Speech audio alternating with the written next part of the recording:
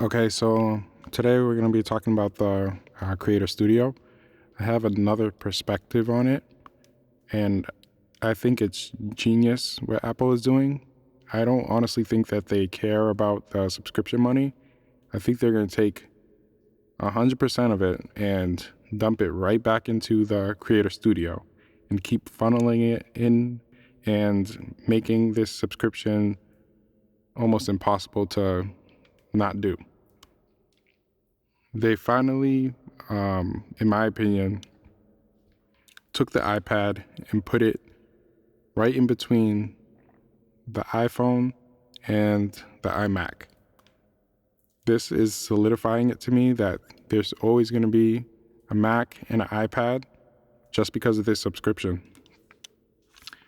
This subscription, in my opinion, is a software lock where you're paying a subscription to use the power of the iPad and the ease of use of it when it comes to comping vocals, multicam for Final Cut users.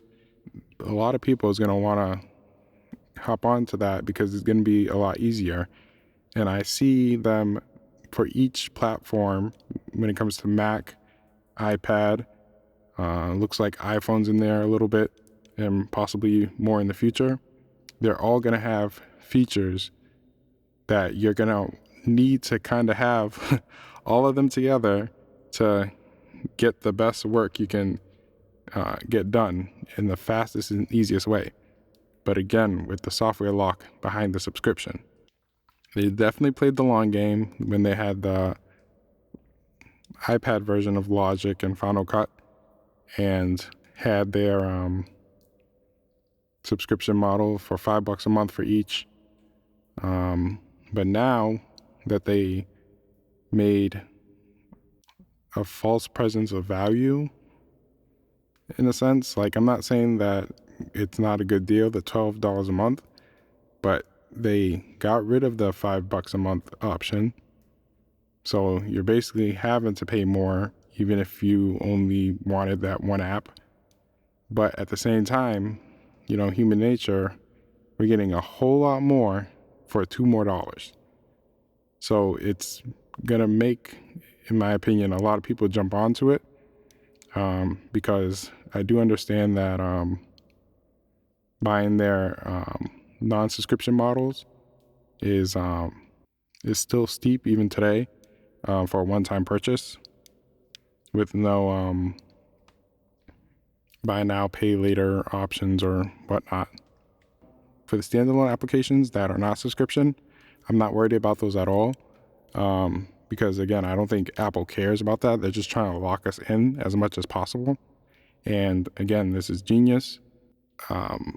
When you do buy a new Mac or a new iPad and you get the free trial each time, and then you can play around and be like, hey, I like comping vocals on my iPad more, or hey, I like doing this on the Mac more and whatnot. And then, depending on what side you're on, if you started with an iPad or iMac, you're gonna eventually buy one of the other side and then subscribe on top of it so you can constantly work back and forth between the two. And then this honestly is gonna, in my opinion, boost Mac sales and iPad sales for sure, because now they solidified it, in my eyes, where the iPad sits, where the Mac sits, and where the iPhone is gonna come in.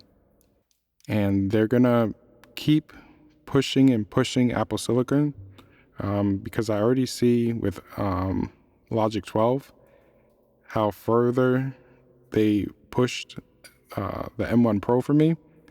And when it comes to their drummers and bass players and key players, that's really taxing. Obviously, mixing and mastering is not a huge deal. These computers are still beasts. But in the future, even my M1 iPad, I was not going to upgrade for whatever reason. This kind of changed my mind, And now I do want to look into a newer model and a bigger screen too, because I got the 11-inch, just because of this subscription and how much more it's offering between the Apple Pencil, the iPad screen, the power of the Mac.